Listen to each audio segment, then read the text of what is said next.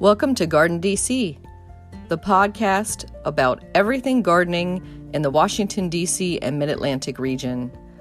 I'm your host, Kathy Jentz. I'm the editor of Washington Gardener magazine, and we're aimed at gardening enthusiasts, people who grow everything from edibles to ornamentals, natives to exotics. If it grows in our area, that's what we talk about.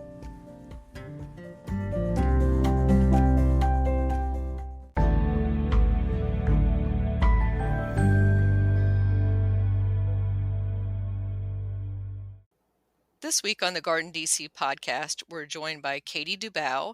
She is president of the Garden Media Group. Welcome, Katie. Hey, Kathy, it's so great to be here. Great to have you on, Katie. And we've known each other for, I want to say, well over a decade. Yes, I just celebrated 10 years at Garden Media Group. In my second iteration, of course, I have interned there, and I started there when I was 6, licking envelopes for my mom. But it must be, because that's when I know I've known you even probably longer than that. Mm-hmm. Yeah, and speaking of licking envelopes, that was a long time ago, right? When we didn't have self-stick envelopes, or your mom was just like, let me give her a little bit of busy work and so she feels like she's of use. Exactly. Were you happy to help your mom when you were little in the Yeah, business? I loved, she had an office in our home, which now look at us, we're around to that again, but she had an office in the home. And so I had access, to reams of colored paper and hole punches and, copiers and printers. And I had the best school reports of any other child. But, in terms of helping her, I don't know if I really understood until we get older, the full extent of what our parents do. And it helped me, certainly. She likes to tell the story that she would say, I'm going to pay you $1 an hour to lick these envelopes. You keep 75 cents and you pay your friend 25 cents. So she was teaching me lessons along the way that I don't think I even realized until much later. Wow, that was great to grow up in the Yep. business. And your mom, Susie McCoy, literally started it. And that was 33, 34 years ago now. That's right. And what made her start Garden Media Group? What niche did she think that was going to fill in the industry? Yeah. So she actually started the company Impact Marketing that 35 years ago. And then she was working, we live here in Kennett Square, which is the mushroom, Pennsylvania. And we are the mushroom capital of the world. Kathy, I'm sure you know that. But it's a fun fact. We have a ton of mushroom houses here. And, it's not like our growing conditions are different. Mushrooms, they're all grown indoors, but it also has a distinct odor here in Kennett Square. Mm-hmm. But the mushroom farm was one of her clients because they did have a bit of a reputation between the stench and then some employee relations. So she worked with the mushroom growers. And the Conrad Pyle Company, who famously bred the Knockout Rose and many other beautiful roses, saw the work that she had done, contacted her because they were launching this little rose that didn't have a name yet, which became Knockout. And she met the industry, and she calls it coming from the dark to the light because of the mushroom reference. And she just fell in love with the industry. She sat on the phone with the editor of Better Homes and Gardens for an hour, Elvin McDonald, talking about gardening, how the industry worked, breeders, growers, garden centers, how complicated it all is. And people really helped her and held her hand. And she realized that this truly was an industry of very kind and sharing and caring people. And so she stuck with it. It was not something that, she had a background in journalism, and she, has, of course, learned so much about gardening over the years, but it was not, it's not where she started and thought she would end up. But look at where we are now. Yeah, and that's what I was going to ask you next is, it didn't start from gardening to PR, but kind of went from PR to gardening. But for your life, you grew up with both. So were Yeah. you a green thumb as a child too? Were you helping your mom with those trial plants and sample plants in the garden?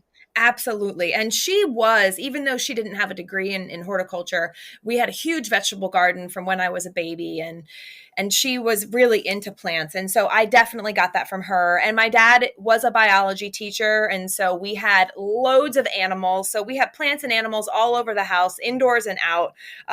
So I definitely grew up getting my hands dirty, and that was something I took with me. I was a sports broadcasting major. You never know what's going to happen, but it has certainly helped. The type of fast paced sports management, and then into gardening, which now is probably cooler than sports.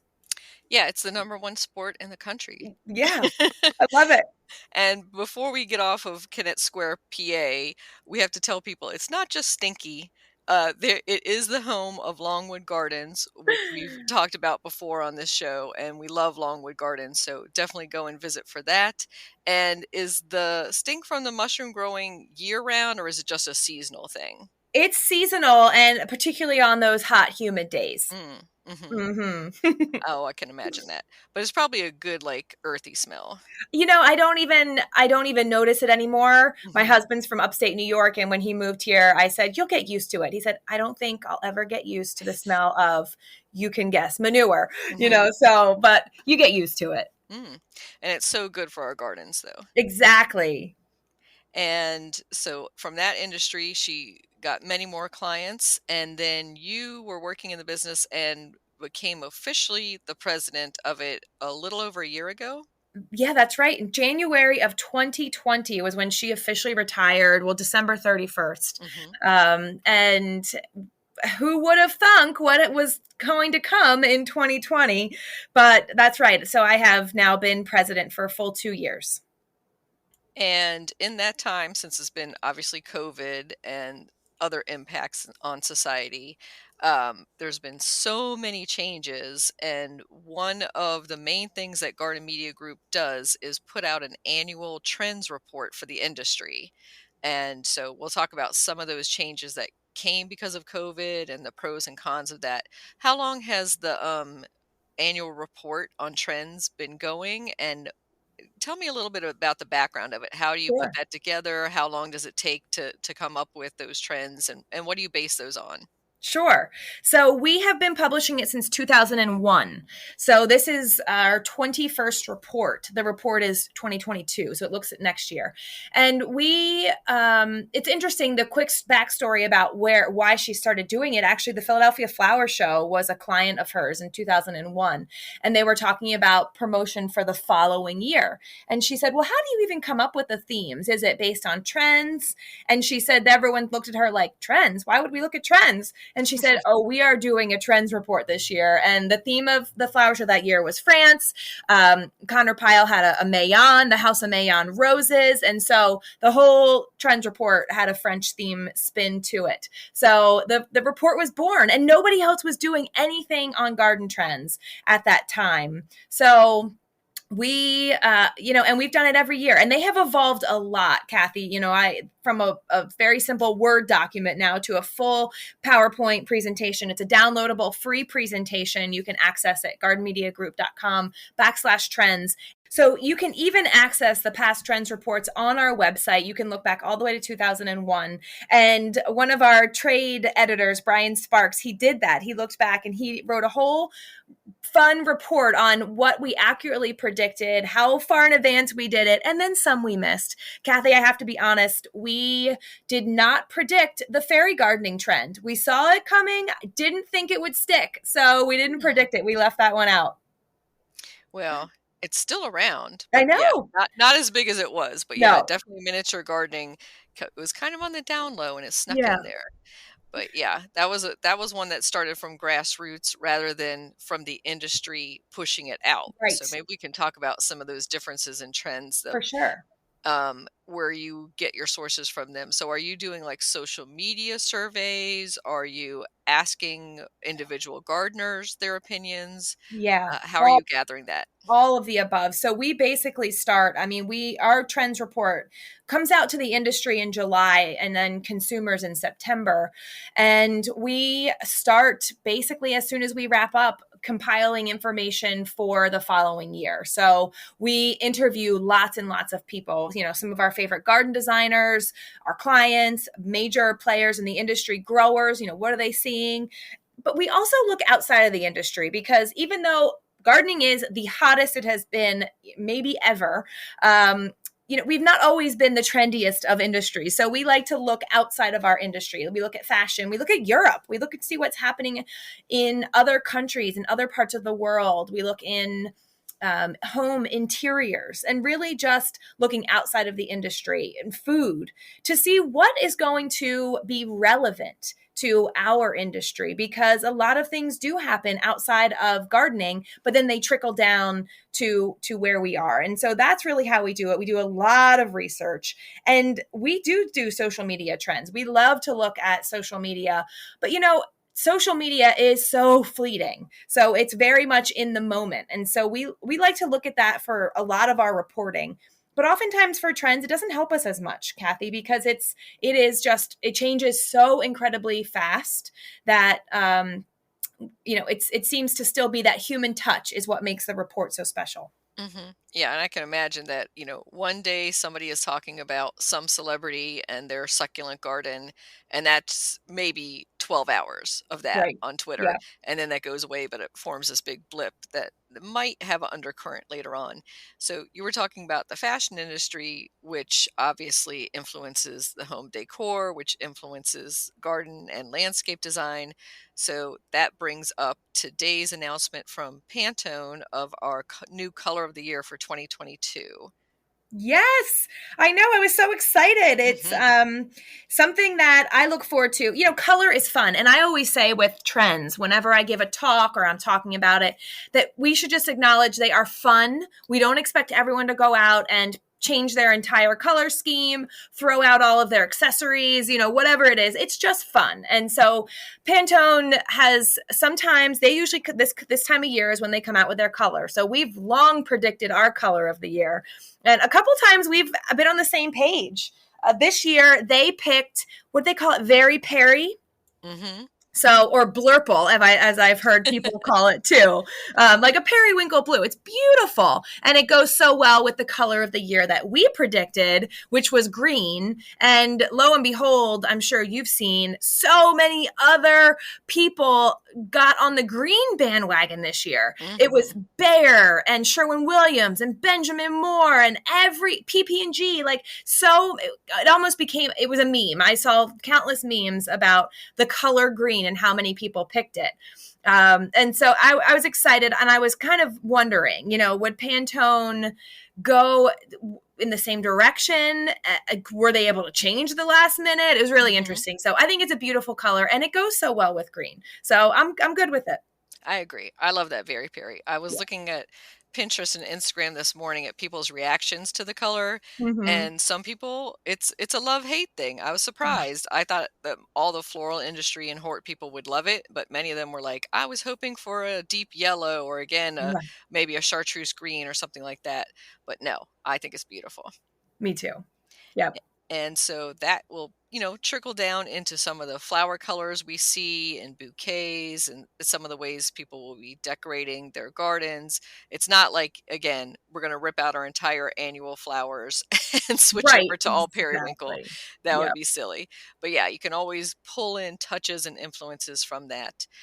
So one of the gardening trends that you are predicting for 2022 is kind of a fast flower trend. Can we talk about that for a minute? And I think you called it on-demand flowers. Can you talk about what that means? Yes. So we typically don't, cut flowers is a segment of horticulture, of course, but it's not something we talk about often. But we couldn't ignore it this year because people, whether it be a pandemic personal pleasure, people are just giving themselves flowers throughout the entire pandemic, or a signal of that elevated lifestyle, cut flower bouquet sales were booming. They were showing the same signs of growth that, in-ground gardening sales or container garden sales. And so it also for us was that idea of giving and receiving flowers. And the more we thought about that, the more we thought about how good it made us feel. We all know the benefits of plants. You and I know the benefits of plants, but I think that people really over these past 2 years got up close and personal, and not just with the benefits of digging in the dirt and being in nature, but just even having those flowers in our home and how much joy that brought people. So our on-demand flowers trend really refers to the fact that it's whenever you want it, however you want to get it in your home, it will be available and it will be there for you. And what a great way. Another gateway. We talk a lot of gateways into the gardening hobby, and we really feel like that cut flower is a gateway, because we heard from many garden centers who said if they had a flower truck show up, a lot of garden centers maybe aren't able to have a cut flower department. It's a big undertaking. Mm-hmm. And one of the suggestions we made was, listen, it's a big deal. Cut flowers are here and they're here to stay. So maybe you bring in a cut flower truck, a local flower farmer who can, you and I both love Deborah Prinzing, who runs Slow Flowers. Find one of her members and invite them to your garden center and have them put up their truck, and they can sell flowers out of their truck. And the garden centers who did that over the past year, what they found was the people would buy flowers, week after week they would come in, but eventually they would say, what are these flowers in my bouquet? These dahlias, let's say, one of the hottest cut flowers of the year. How can I grow these in my own garden? So it really became this entree for people. And, these aren't just something nice to have in my home, but I can have them outdoors and cut them myself to enjoy them indoors as well. Yeah, that's such a great point, Katie, that they are the gateway drug, as you say, to a lot of gardeners. And even myself, looking back at when I really went crazy gardening and really went, whole hog and changed my whole life to be around gardening, was because I was buying cut flower bouquets at the farmers markets each week. And I How was like, I interesting. can grow these. Yes. So I was like, I need to grow my own. I'm like, I have a habit that I need to start really expanding on. Yeah. And building on top of that, we were just talking to Louisa Zimmerman at a previous episode of Garden DC on houseplant basics. And she was saying that flowering houseplants in particular are becoming really big. And that's a trend she's seeing, that not just the foliage houseplants, but ones that have their own flowers. And those on houseplants usually last for several months. So it's almost like a living bouquet. That is so cool. Yeah, I think people are trying to up their game with houseplants too. The foliage is great, and maybe some of them are certainly, our snake plants. We've got easy plants to care for. When you talk about getting a flower inside, it's a little bit more complicated, but I think people are up to the challenge.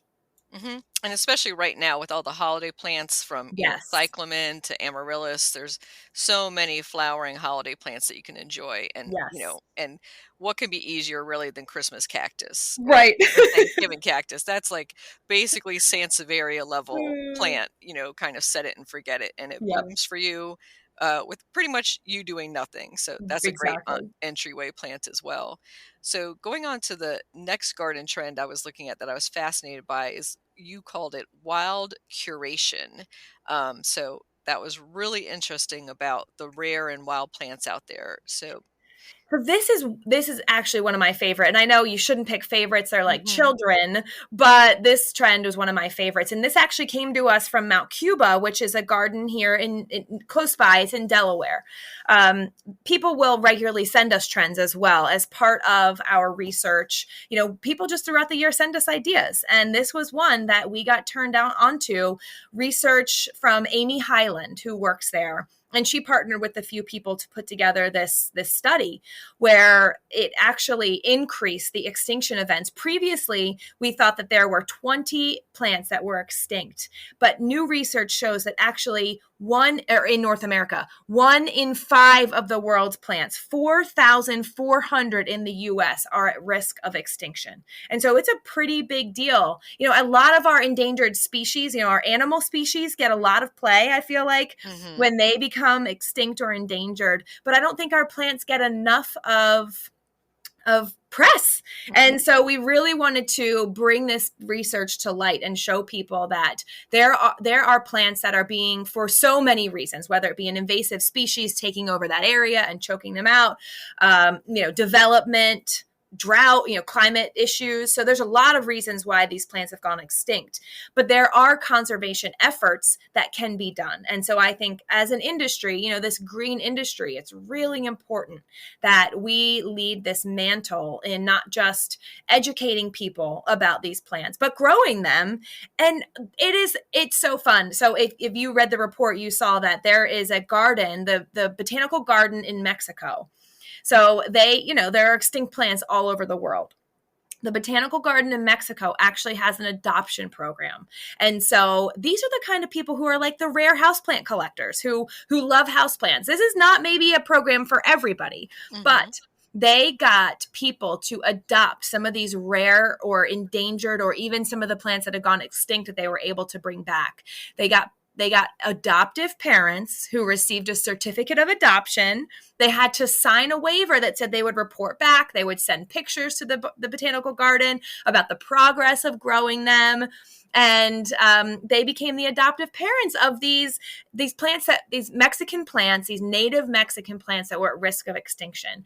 And so what greater responsibility, the term plant parent here, just really, there's an emphasis on that because the people took their roles very seriously and the program was a huge success. So why can't we do something like that here in the States? Yeah, I mean, almost literally a plant parent. Yes. Or you could say a foster parent, like Yep. take care of it, for the interim until it multiplies, and then spread pieces around either through a Exactly. plant swap or a seed exchange or collecting it.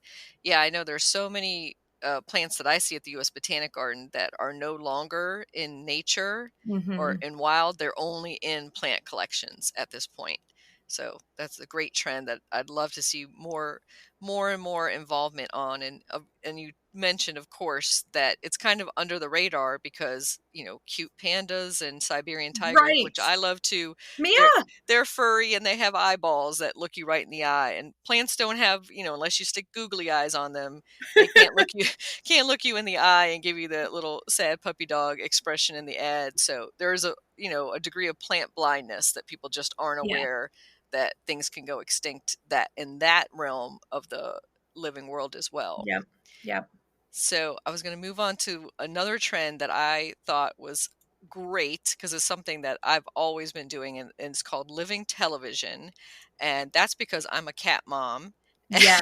And so I have outside my living room window set up suet feeders and places for my cats to sit on the windowsill and enjoy that outside world from inside. That is so fun. I have seen some of those really neat feeders you can just suction cup to your window. So this is exactly, our cats, like you said, have long known that this is the best hobby. And many people, people loved birding before the pandemic, but I think that whether it was a hobby maybe you picked up during the pandemic or you reinvigorated it. My mom was a big birder, but it was something she did even more of because you're able to be in nature, you're able to be outside, you're able to do something maybe with people, but separate. So it's really a wonderful hobby that has enabled people to discover new things and be in nature. And man, did it boom. So we talked to both the Cornell Lab of Ornithology and Audubon to see, we're seeing it in the garden centers. We're seeing the sales booming and, feeders, binoculars, bird seed. So what are they seeing? And they saw the same thing, that visits to their website, to all of their bird apps more than doubled throughout the pandemic. And, funnily enough, after the trend report came out in July, in August, I was on vacation with extended family. And there was my 11-year-old nephew laying on the beach looking at a book. And I look at that book. I said, what is that, Zachary? He said, oh, it's the birds of Martha's Vineyard. We're going birding tomorrow morning. So he's a Brooklynite. He lives in Brooklyn, New York, and he goes birding in Park Slope Park every Saturday morning with his mom. So it is a hobby that was fun and perfect for all ages and all levels. Wow. I had no idea it was reaching the elementary school set. Yeah. You think of it as kind of, again, senior retirement thing. You'll start putting together your bird list of a lifetime. But Right. yeah, no time like the present to start for birding, and especially when you're inside and being able to watch them from the comfort of your home. If you live in an apartment building, you can obviously go to local public gardens and parks and ask for feeders to be put out around where you work as well. Yeah. Well, and the cool thing about this trend, Kathy, is very similar to our flower on-demand flowers trend. Is that I have to note that it also spurred more of an interest in the plants that feed our birds. So native plants have been long on our trends list. Gardening for pollinators isn't really, you can't even really call it a trend anymore. Once Cheerios takes the bee off their box, that has reached mainstream. So people get the whole pollinator trend, but I really think that native plants still have a bit of a ways to go. And what we saw with this trend is that our fascination with birds grew our interest in plants. So really exciting that people started to understand the more native plants they put in their backyard, the more they were able to feed their birds, especially across, as you and I know, all 4 seasons, how incredibly important it is to provide, not just have a bird feeder out or a bird bath, but places for them to raise their young, habitat, shelter. So other things that plants can do that perhaps bird feeder is not going to solve. And all the ways we can support birds in our gardens and have more of them.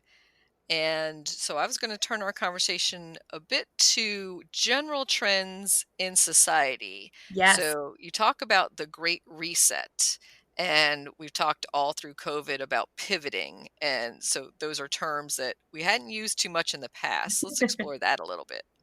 Yeah. So actually the title of our report in 2021, so this year's trends report that came out last year, was called The Great Reset. And I've loved to see the term the Great Resignation float around too, because it really is the whole point of that. What we all experienced was a big halt. One graphic I saw was the Control-Alt-Delete. Your computer screen just goes black. And, we did a Control-Alt-Delete on our lives. And when we restarted, lots of us changed behaviors that, we were continuing, that we maybe were burning us out or whatever it was. And so this year's theme was called Crisis to Innovation, because we all did have, experienced some sort of crisis.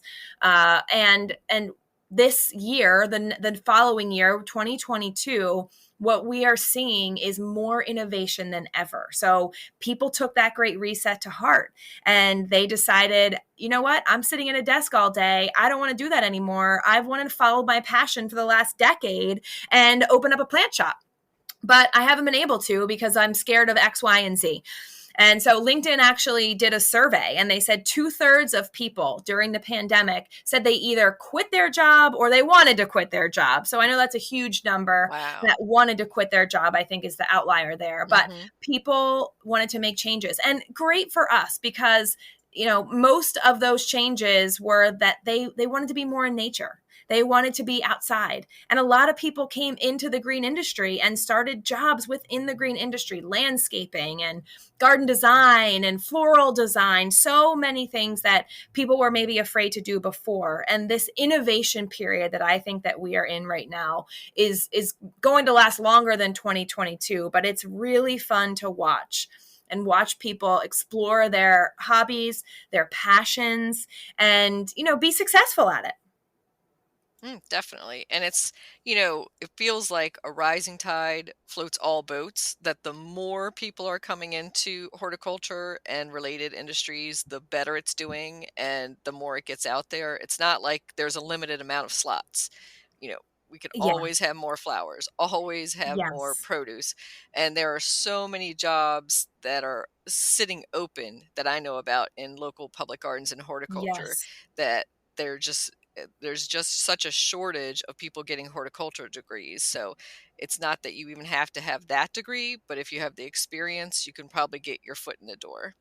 100%. There is room for everybody. So I love that you say that, because I do, it kind of goes back to where we started the conversation, where everybody helped my mom when she decided to enter the industry. She was faced with a lot of helping hands, Mhm. people that would guide her and not look at her as much as a competitor, but as, let me see how I could help you. And that really is what this industry is full of people who are willing to guide and advise and help you along the way, because I do think that that this is an industry that we really want to support each other. And the more plants we can grow, the more people will buy them, the more, the good word of gardening spreads. So true. And that does bring up, Katie, that both you and I are on the boards of several organizations that support horticulture as a profession Yes. or are industry run publications or are for people who work in the industry. So maybe let's talk about some of those that you're involved with. Sure. Well, I am the chair of our Pennsylvania Landscape and Nursery Association board, and that's PLNA. And every state has one. Your state has a great one that puts on a show called MANTS. MNLA puts on MANTS, and these are organizations that support the industry. Ours is an association that supports people who are in our state, but it's the whole entire, I just went to a conference of a number of other associations, and everybody is dealing with the same things, labor shortages, as you said, supply issues, and just a general desire to educate the general public about the benefits of gardening. And I think that's what it comes down to, is that every organization has the same mission. We want to spread accurate and inspirational knowledge about plants. We want to share our love, and we know there's a lot of bad information out there too. So we want to make sure that people get the right information from the right people. Yeah, and a lot of these groups, organizations, and associations, they're lobbying on behalf of those small businesses to the state government That's for, right. for better tax breaks, for programs, for education. And so it's great to join and build those numbers up, because the more numbers they represent, the more clout they have at that level. Exactly. And another thing I was going to say is you don't have to be a professional a lot of the time to join these organizations. You can be a beginner or a student level. So you can look on their join pages and there might be a first year or student or internship level that you can join at. That's right. Like another great organization that you and I are both a part of, GardenCom. And I think that you get access to, especially as a beginner. I think as a beginner, you are looking for resources and mentors. And what a great place to go. Join the organization, join the Facebook group that they have. If they have a meetup, go to the meetup, because you will meet people who have been in the industry, maybe like you as beginners, but also 20, 30, 40 years, who would love to have their brain picked. And there's always mentor programs and matching programs and all that sort of thing in these organizations Yeah, that you need to take advantage. I always say that you get in, you get out what you put in. that's right. So, volunteer for committees, write some articles for their newsletters, and you'll soon start to know everybody, because everybody starts off like, I don't know anybody. And, Yeah, and I'm standing at the cocktail party or in the Zoom room and nobody's talking to me. So right. definitely, plunge in with both feet and get started on a committee or volunteering, and that will get you right in there. Definitely. Great advice. So another trend that's kind of related to that is the creator class and the innovators in the green economy that are really coming up from, I would say, grassroots, or, they might have been a school teacher. They might have had a second career doing something else. And now they're like, now it's my time, as you said, to pursue that passion. Yeah, we are seeing this. The term is a micro business. A lot of them are small business owners. And Etsy, I mean, I don't know if anybody had stock in Etsy last year, but whoo, did you make a lot of money? I did not miss that boat. But, it is that place. Like, it's the perfect place for these creators. And the interesting thing is that now we're seeing Instagram has created an entire division for what they call creators. So TikTok, the same thing. So it's now these major corporations are realizing that this is a whole new group of people. They're business owners, but they're probably single. They're probably their only employee at current. They also are hugely socially influential. So they've got their business, but then they are on social media, every day posting about their business.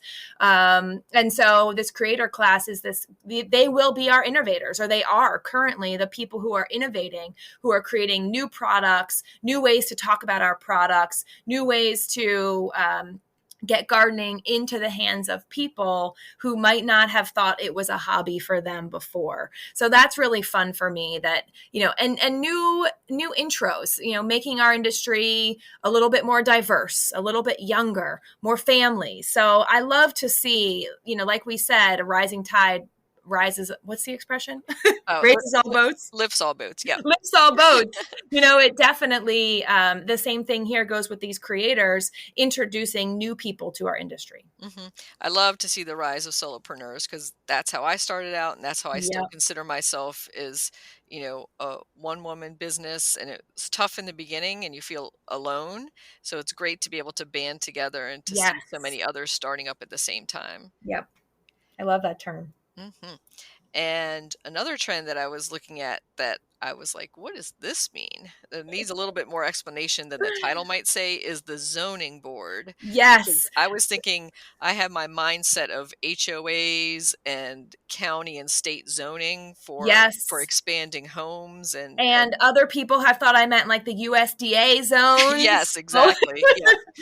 There's a lot of play. We like to play on a lot of words. But in this case, what we really saw was, everyone is home. You've got the kids home. You've got the parents home. You've got grandparents. You've got your neighbors are also all experiencing the same thing. And so what we needed to do was create areas. Now, this happened both indoors. The home office was now is also the bathroom, but it's happening outdoors. And so there was an area where the kids could play, but the parent could also do their Zoom meeting quietly. So they're creating these zones or these spaces. And also the important thing about these zones was that everything was hybrid or had multi-functions. And so the furniture could be moved to seat 2 people comfortably, or maybe a group of 6 who would be comfortable sitting outside. So things had to be very dynamic. But the big part that we saw here, and you and I both know curb appeal has been around forever, but what people were doing, and this is a place where we saw social media help us out in our trends, was the term front yard or front porch zoomed up. Mm-hmm. Definitely reached a 5-year high from as far back as our social media reporting could go. And we look at Google Trends too. And it was definitely one of the peaks was during the pandemic that people were talking about redoing their front porch and putting in big investments, not just doing some window boxes, but rehauling their front porch entirely. And so when we think about plants, we need to think about, or, if you sell plants, or if you're thinking about doing your front yard, there's a lot of great advice out there on different species that work for your front yard, whether because you have an overhang and you need a drought tolerant species, or, it's very shady, or it could be wet, whatever your area or your needs, the front porch. And you think about it, it's because now we are outside more. Our neighbors are walking by our homes more. And so we are able to say hello. We're able to still be social out front without really inviting people into the home, crossing that threshold of our sacred, clean space. And so that front yard, that front porch is now so much more important to us than it ever was before. Yeah, I'm so glad to see this trend coming up now. And it definitely is something that came out of COVID, because you're walking, you're taking your daily walks, and you're looking at other people's front steps and front yards. And now you're seeing that as more of a community resource and something that you want to beautify for your neighbors and for yourself. Yeah. Whereas it used to be in gardening that the front was very perfunctory. It was, neat and trim maybe, but all the good stuff was hidden in the back. Yep. And that would make me crazy, Me Katie, too. when I would walk around, because I'm car free and I walk around my neighborhood or go shopping all the time. And I'm always up in people's business in their front yard. And I'm like, what is behind that fence? I know the good stuff is back there. So I'm glad that it's becoming to be more open and emphasis on the front. And I think that other trend was those front porch portraits that people were doing, Yes. where the photographer would stand at the end of the sidewalk or down the Yep. steps from you. So you wanted to have a much prettier setting for that. And then you looked at those photos and you were like, oh, well, Yeah. yeah. I could use 2 containers here and Mhm. fluff up those boxwoods that have blight there, and et cetera, et cetera. Yeah, and like the door could use a new coat of paint type of thing. Mm-hmm. And Yep. that's in my new book coming out with Terry Spate, where we do talk a lot about setting up your front steps and your front porch, especially if you have small, tiny entranceway, like you're either the Mm-hmm. downstairs apartment in a row house. That might be your whole garden, might Yes. be down those steps. So I was reading a lot about step gardening, not as in like fostering a garden, Right. but as in putting gardens up and down steps, because that could be your only growing space are on Yes. those steps. So that's fun to see that trend coming in as well. And I'm so And excited for your book with you and Terry. That is such a great combo.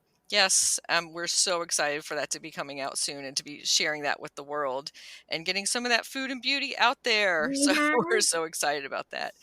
And I was going to say, you had mentioned one word when you were talking about zoning, which is hybrid. And I thought that was so funny that it is, again, kind of a plant word that's getting out there, but used in a different way. So we're talking about hybrid work play spaces and in our home and those different zones, but also your yard is becoming a hybrid work and play space or hobby space as well. That's right. And I mean, continuing on with that, the idea of now how we live in this hybrid world where we're back to work, are we not back to work? Are we going to our events? Are we not going to our events? So I think that, like you said earlier, there's a bunch of pivoting and resetting and all these new terms that just seem so now commonplace to us. But before 2 years ago, they were not something that we really talked about much. hmm And then, obviously, in the plant world, when we talk about a hybrid, we're talking about something completely different. Right. But Yes. we'll talk about that on another show in depth. So, with our last few minutes together, I was going to ask, from pulling from your previous year's trends, maybe one that was a favorite of yours that you didn't see go very far, that you thought would be a lot bigger than it turned out to be. Great question. The first one that popped in my head, and I'll just go with it, is the whole bedhead gardening idea. And that was the trend when I Woke Up Like This was going around on social media. It was the idea of that like kind of messy style, but took a lot of work. And we thought that we saw this whole meadow style garden where, and native plants, they're not always as English garden style, right? So they're not that front yard garden how it used to be. And that whole concept of the wild and the free. And I really thought the idea of a bedhead garden would take off more. Now, meadow gardening certainly has taken off. Native plant gardening has taken off. But I just loved it. I loved the idea of the bedhead. And people didn't pick up on it as much. Well, I picked on it, Katie. Because I will say my garden is definitely one of those messy, gray gardens, very, Yes. all over the place, because it has to be, just because of all the plant samples I get sent. Right. And then, you got to constrain on your time and how much you can do. But it's a onesie twosie type garden where everything is overflowing and stuffed in, versus a very curated, Yeah. just 3 different plant families, and this is all it's going to be type of garden. Right. I never got that. How can you do that? I mean, it looks cool, but man, or like a color palette, how people do very monochromatic color palettes. I think it takes a lot of self-control, It Katie, and does. I just don't have it. I can't go to the garden center and say no. How's Me that? neither. So how about a trend that you maybe it kind of went under the wire? We talked about fairy gardening, but maybe another one that you thought was not going to be so big and that became big. What are the other? Well, one thing that we decided, this was a few years ago, but the term steampunk was a big term that was going around. And it was very much of the, kind of robotic and dark. And that was something that we, a lot of the trends hit the cutting room floor. Kathy, we probably each year come up with 20 trends. And some of them we say, well, we talked about that already. And some of them we say, well, how does this really impact the industry? As an example, one of those in 2020, as we were researching, was sober curious. That at the beginning, dry January was a big thing in January of 2020. And we saw a lot of the food and beverage companies talking about alternatives. So coming out with these fancy mocktails. And so it was going to be one of our top trends. And then the pandemic hit and forget sober curious. People were not curious about sobriety at all. And so that was something that, a lot of we have to pivot a lot with our trends and really stay up to date with what's happening currently. And even though we might do months and months of research on a trend, in the long run, if it just doesn't fit in, it doesn't fit in, because we do like to have our trends have a general theme. So this year was that crisis to innovation. So each one needed to have some sort of innovation. And similarly, last year was the Great Reset. And so if they don't really fit in with the theme, if we've talked about them, if the team doesn't, that everyone is not excited about them, they don't make it. So I feel like I could do a whole blog post on trends that hit the cutting room floor. That would be great. I'd love to see that one. And those could be like minor things that just caught on in maybe one area of the country and didn't spread elsewhere, just because, they couldn't grow the same type plants, or it was just one person who was really having a heavy influence, or one garden center. Exactly. Sometimes it happens that one designer is really having a lot of influence, and then that doesn't spread outside their region. Yep.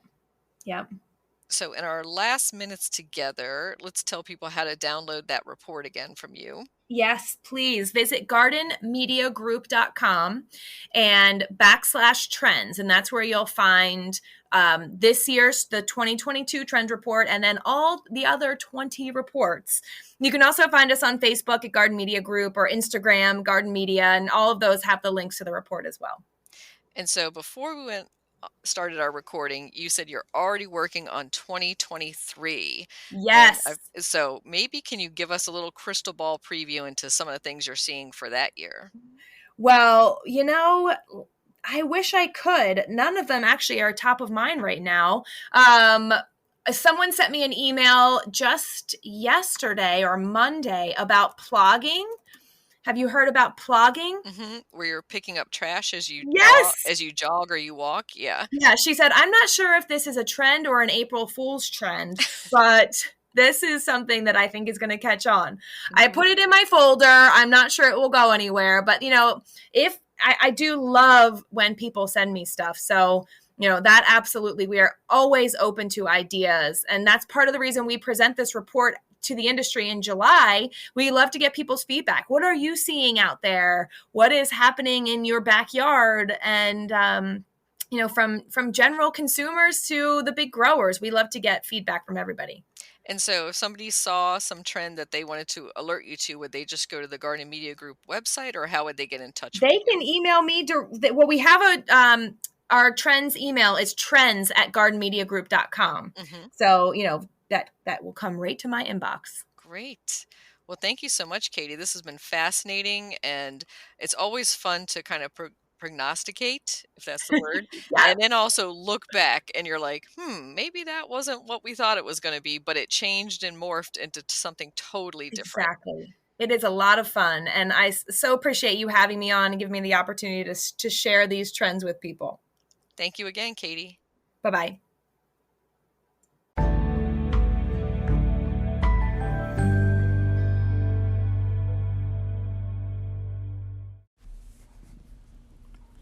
Aucuba plant profile.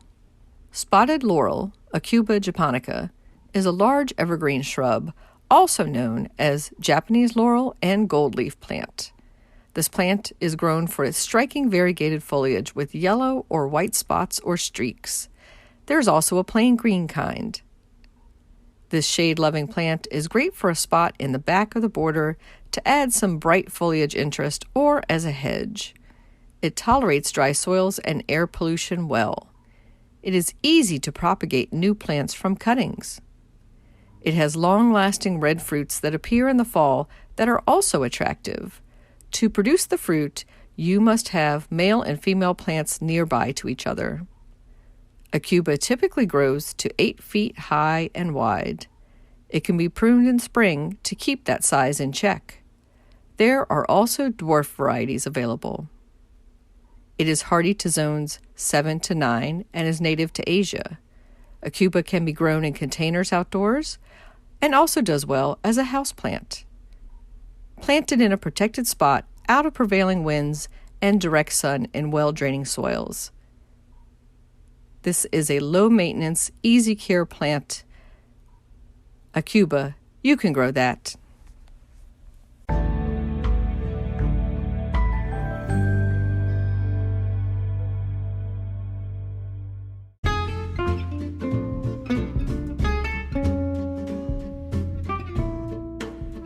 What's new this week? Well, the interns and I went over to the community garden plot and pulled out the last of the annual flowers. We took the seeds off of them and packed them up for our upcoming Washington Gardener seed exchanges. So you'll see marigolds and celosia and zinnia that are coming from our garden that we'd like to share with the seed exchange attendees. And speaking of the interns, I wanted to say thank you for all of their efforts. This is their last week with us for the fall 2021 interns. I especially wanted to thank Charlotte Benedetto for all her help with our events and covering local happenings and her book reviews and other articles that she's done for us. Charlotte Crook has helped out with the podcast in editing our interviews. Melena DiNenna helped do the show notes for this podcast, and Melinda Thompson helped out editing and shooting videos for our YouTube channel. So thank you to all of our interns, and we look forward to our new set of interns coming in, starting with us next January. And speaking of winding up things, this is our last Garden DC podcast episode for 2021. We'll be back in the new year with new episodes for you, so enjoy that holiday break. If you are looking for holiday gift ideas for a gardener in your life, or maybe for yourself, I encourage you to check out our blog, washingtongardener.blogspot.com. Our post on November 26th has several holiday gifts for gardeners, top gardening gift ideas, and so check those out. All of those are things that we use ourselves in the garden and highly recommend. And happy gardening and happy holidays.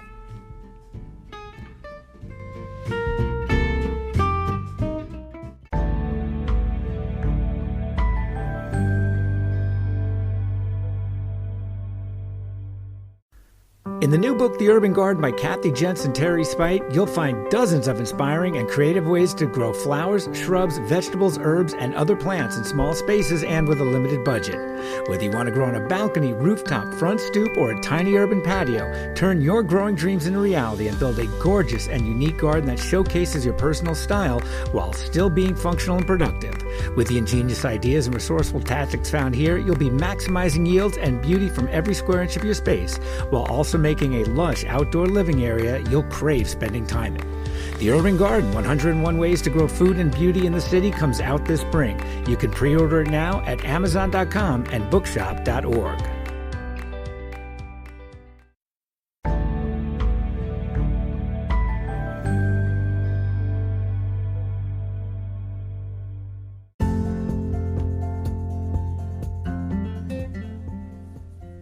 Thank you for listening to Garden DC.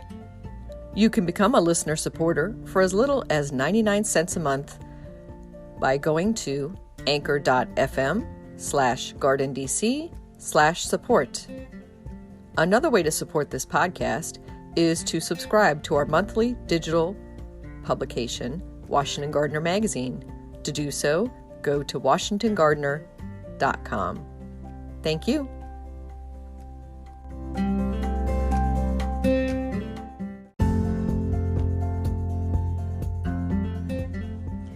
You can find Washington Gardener online at washingtongardener.com, on Twitter at WDC Gardener, on Instagram at WDC Gardener, and on Facebook.com at Washington Gardener Magazine.